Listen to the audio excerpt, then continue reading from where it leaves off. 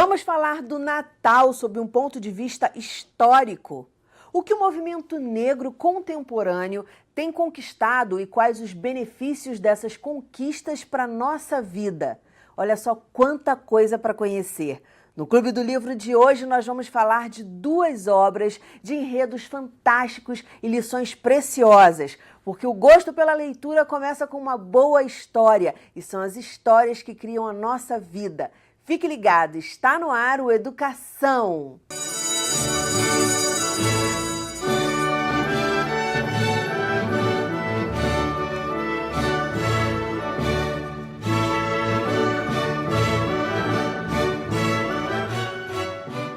Minhas convidadas são a atriz, contadora de histórias, mestre em artes cênicas e arte educadora Paulinha Cavalcante e a professora do Colégio Universitário Geraldo Reis da Universidade Federal Fluminense, que trabalha com educação antirracista, Natália Barbosa da Silva. Muito bem-vindas ao programa. Começar aqui com o livro da Paulinha, que tem tudo a ver com o dia de hoje. É um livro que fala sobre o Natal, mas sob um ponto de vista assim, mais realista, a gente pode dizer? Eu considero assim até um ponto de vista político, né? Porque é um livro da Ana Maria Machado, em que ela vai colocar o ponto de vista dela, provavelmente, né? Ela coloca um ponto de vista político que vai contar a história do nascimento de Jesus e através do personagem do Herodes como vilão. Né? Então, assim, assumindo o Herodes como vilão e evidenciando todo esse processo, né, que faz com que ele persiga o Jesus. Então, o livro fala disso de uma forma bem linda, bem poética, inclusive é em verso, né, é bem poética até nesse sentido, nesse aspecto. E você falou assim que o livro já gerou muita controvérsia por aí. De você estar numa escola ou em algum espaço, em algum evento, e de repente o professor não gostar. Fala um pouquinho sobre isso. Eu contei, né? Eu contei algumas histórias, dentre elas essa história, que é um Natal que não termina. E lá rolou um bafafá, porque na primeira sessão foi ótimo, as crianças amaram, mas depois, na segunda sessão, a professora pediu para eu não continuar, porque ela achou que a história era muito pesada, se foi o adjetivo que ela usou. E realmente, né, a história de Jesus não é uma história muito leve, né? Sim. Ele começa a vida sendo perseguido, né? E o Herodes realmente quer matar todas as crianças de 2 anos. E a Ana Maria Machado não esconde isso nesse livro, que é um livro infantil, né, que não tem essa coisa de ser um livro adulto, é um livro infantil, mas ela não esconde esse dado, né, esse fato e outros fatos da perseguição de Herodes, né, e dos reis magos, que também aparecem, né, e é uma história muito legal para falar dos reis, né, da folia de reis, que também nessa época do ano começa. E aí eu queria que você falasse que a Natália também entrasse no papo. Em que sentido? Quer dizer, a gente tem que falar de perdas, a gente tem que falar para as crianças a verdade. Não adianta querer, eu quero até gravar um programa sobre isso, da síndrome do imperador. Não sei se vocês já ouviram falar. Que são os pais que acham que eles têm a obrigação de fazer os filhos 100% felizes 100% do tempo. E aí acabam protegendo esses filhos de frustrações, do contato com a realidade e acabam criando o que muitos especialistas chamam de crianças aleijadas emocionalmente, que não estão prontas para a vida. Queria que vocês falassem sobre a importância disso, de tratar da história, uma história conhecida, Natal, uma data que se comemora, né, na nossa cultura, e a importância de saber dessa história de uma forma mais realista, sabe? Falando das perdas, enfim. E como eu falei, né, das perseguições. As crianças amaram e no fundo a história fala de amor, porque a história de Jesus é uma história de amor. Eu penso assim, e tem 2 pontos importantes de pensar nessas perseguições, né? Essas perseguições, elas existem, se a gente for pensar, né, quem é Jesus, né? Um estrangeiro que está em outro lugar, né, em um lugar que não é dele, então vai ser perseguido também por isso, então eu vou expulsar, eu não quero aqui, então a gente também pensar que isso é uma realidade que está dada. Tanto no Brasil, a gente teve o caso recente da Venezuela, como também nos países europeus principalmente, né? A gente também tem o caso dos Estados Unidos, com a questão dos mexicanos. Então, assim, isso é uma coisa que está dada no mundo também, da perseguição, do não pertencimento, do jogo de poder, quem pode pertencer àquele lugar e quem não pode. Então eu penso que assim, é necessário você retratar, acho fantástico quando você retrata isso para as crianças de uma forma mais leve, né? Através do verso, da prosa, da literatura, da mágica que o livro proporciona. Eu, antes de trabalhar no Colégio Universitário Geraldo Reis, até então eu trabalhava em Caxias, no município de Caxias e no município de Mesquita, como professora de sala de, estava como professora da sala de leitura. E uma oportunidade em Caxias, com o 5º ano, eu trabalhei com um livro da Silvia Ortoff, chamado Vovó Viagem Não Sai de Casa. E é um livro fantástico, é um livro lindo, ele vai falando que a avó vai viajando para vários lugares e no final ela viaja ao céu, ou seja, ela morre. Ao terminar a história, o menino começa, ele vira, levanta e fala, eu não quero que você fale sobre a avó. Eu, por quê? Porque meu avô morreu. E ele sai, começa a chorar, e naquele movimento eu comecei a trabalhar com essas lembranças com as crianças. E todo mundo da sala chorou, porque todo mundo falou das suas perdas, principalmente os meninos. Os meninos eram os que mais choravam, né? Jura? Eram os que mais falavam. E assim, eles choravam de soluçar mesmo, porque a gente tem essa questão do gênero muito forte, em que homem não chora, menino não chora. Tem um livro maravilhoso da Sônia Rosa, que ela fala, O Menino Nito, que eu sou apaixonada, né? Homem chora ou não chora. E assim, e essa questão que é reprimida do sentimento, da sensibilidade.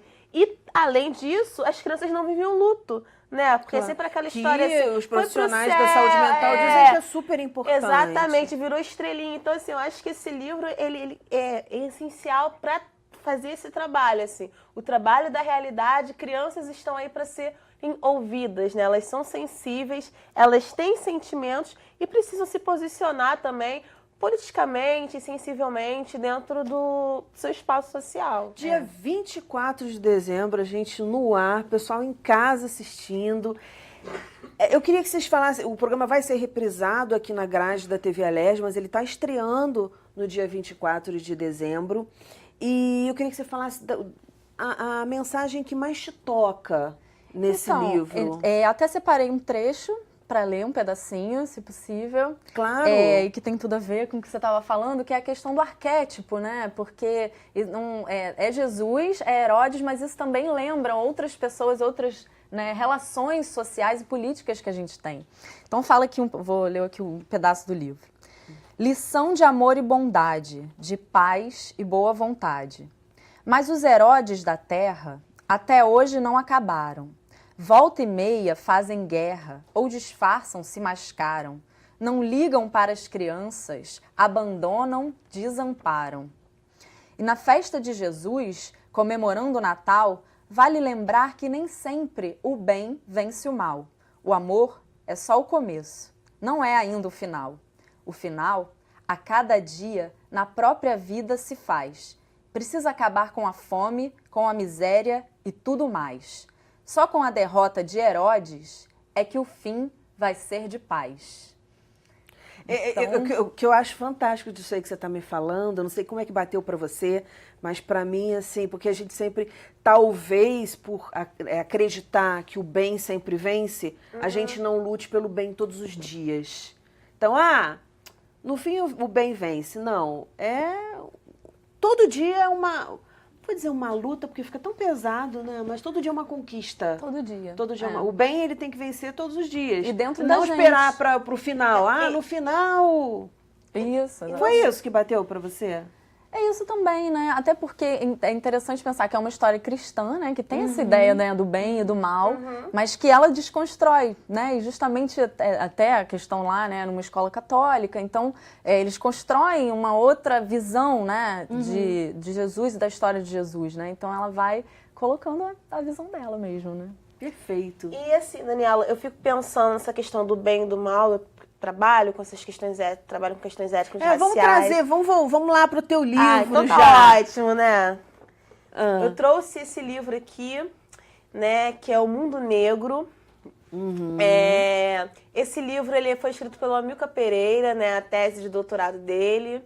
Ele voltou na UF.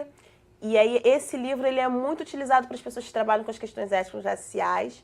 E assim, ele tanto vem trazendo, né, as questões de relações étnicas raciais, como ele traz também essas ações do movimento negro no mundo contemporâneo. E aí esse livro, assim, por que eu trouxe esse livro? Eu sou pedagoga, né? Trabalho com alfabetização, trabalho com os anos iniciais.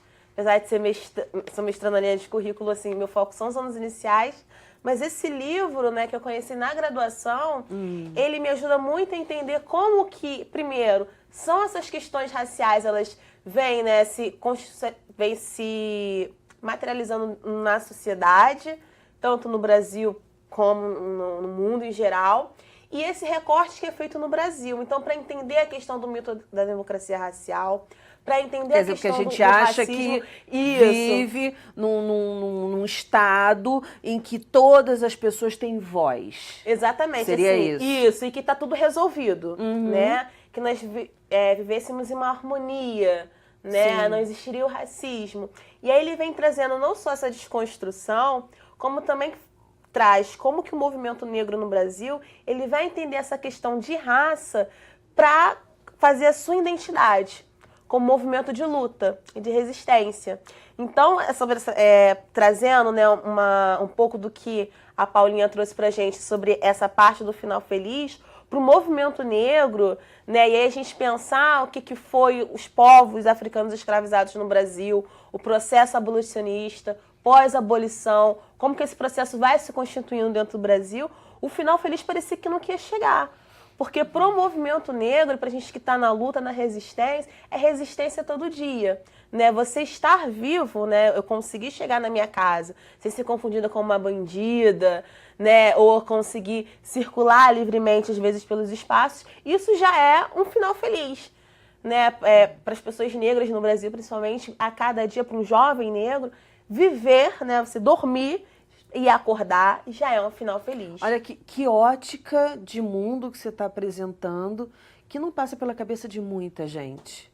Né? A questão de entender esse lugar de fala que você tem, que você traz pra gente e o que se passa, quer dizer, qual é a diferença aí, o que é final feliz.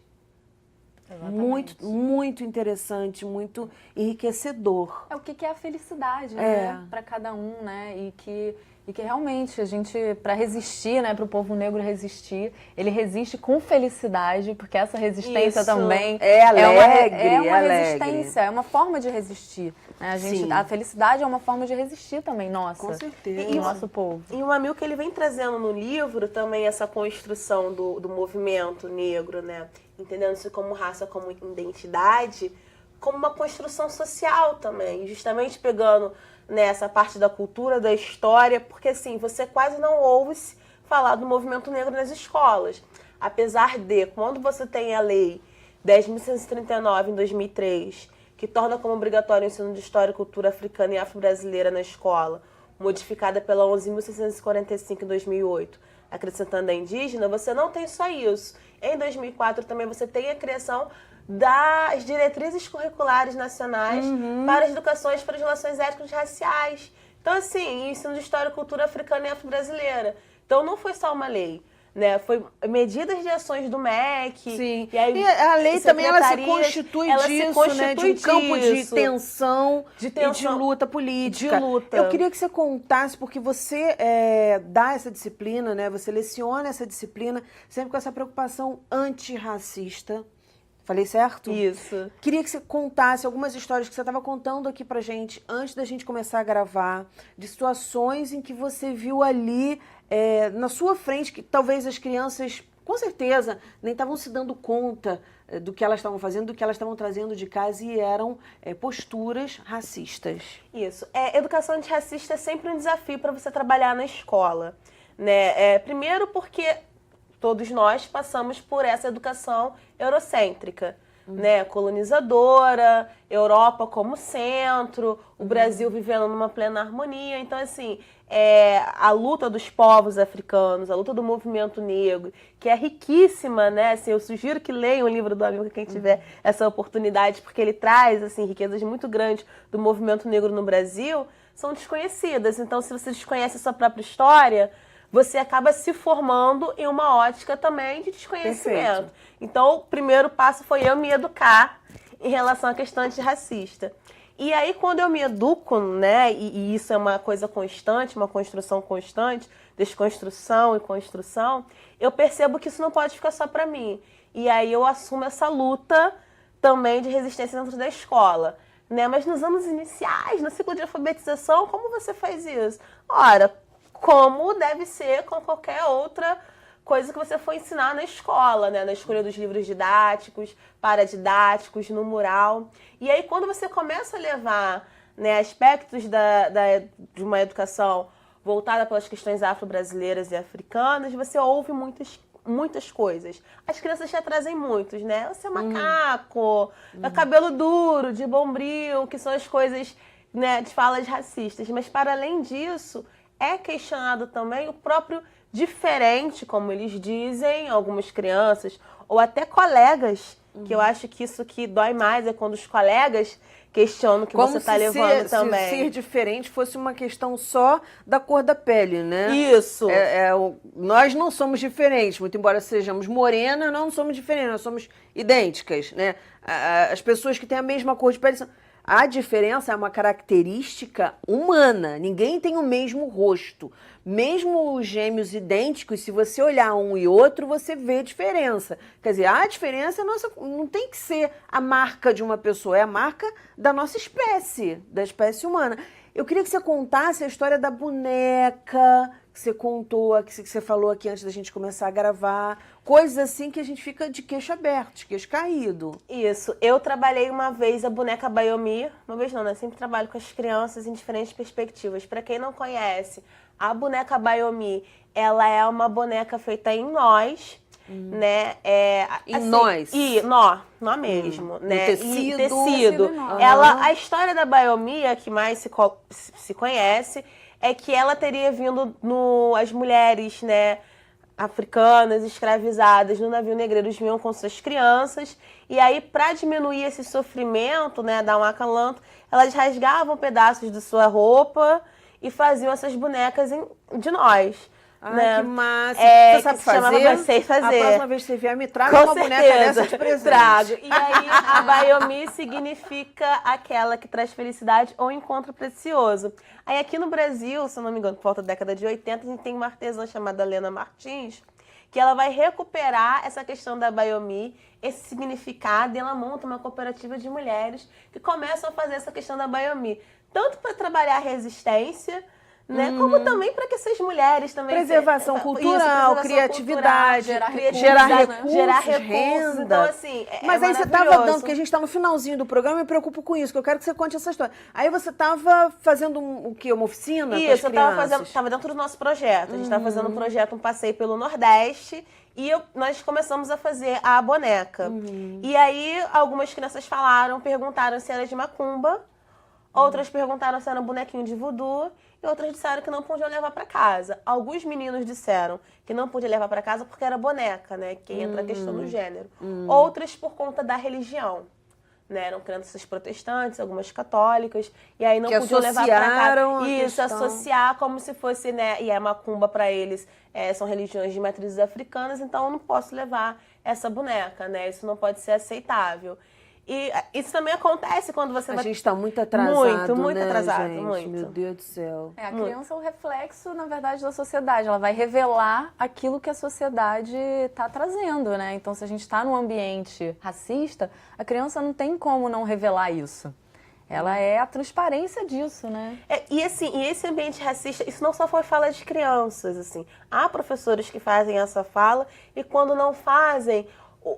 a faz, mas sem o discurso do dizer. Sim. Né? O discurso não dizer, como, por exemplo, o Natal, né? A gente voltando para a questão do Natal. Sim. Com certeza, na sua escola, no seu filho, tem a celebração do Natal do final de ano, né? Quantos anjos, quando fazem... Eu já tenho uma questão da escola comemorar Natal, né? Mas aí acho que isso é para um outro debate, um outro programa. Isso. Né? Mas as escolas fazem ainda, principalmente pública. Quantos anjos negros ou Josés negros, ou Marias negras, você já viu? Jesus, né? Ou mesmo Jesus, né? Nessas peças. Assim, anjo negro nasce não pode. Nasce, exatamente. Louro, com a pele branquinha, de olho todos azul. Os personagens, né? Todos os personagens do presépio. Então, assim, não é só Jesus, né? Porque se ele fosse ou diferente, sei lá, nasceu albino. Podia ser. Claro. Mas não é o caso de embranquecer mesmo toda uma cultura. Gente, muitíssimo obrigada pela participação no programa, sucesso e parabéns pelo trabalho.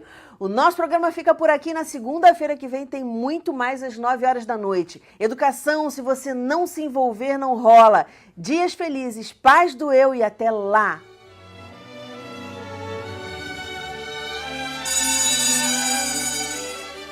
Um mestre sufi sempre contava uma história no final de cada uma das suas aulas, mas nunca explicava o sentido delas. Os alunos ficavam indignados por não compreenderem, no final, o sentido daquelas histórias. E um dia um dos alunos não aguentou e foi falar com o mestre. Mestre, o senhor nunca explica o sentido das histórias? Eu fico muito angustiado com isso. O mestre, olhando para o aluno, disse: ora, me desculpe, meu aluno, eu poderia compensá-lo de alguma forma, quem sabe lhe oferecendo esse belo pêssego de presente. O aluno ficou entusiasmado e disse: oh, imagina, mestre, não precisava. Mas antes de entregar o fruto, o mestre disse ainda: mas antes de entregá-lo, eu poderia descascá-lo primeiro, assim facilitaria para você comê-lo. Oh, mestre, imagina fazer uma coisa dessa para mim, mas antes eu poderia ainda cortar o fruto, vai facilitar ainda mais para você devorá-lo. E o aluno, muito entusiasmado: imagina, mestre, o senhor cortar a fruta para mim. E o mestre ainda continuou: mas antes eu poderia ainda mastigá-lo para você, vai facilitar ainda mais. O aluno, sem compreender, disse: mas mestre, eu não quero uma fruta mastigada. E o mestre, olhando calmamente para ele, disse: mas se eu lhe explicasse o sentido das histórias, seria o mesmo que te der para comer uma fruta mastigada.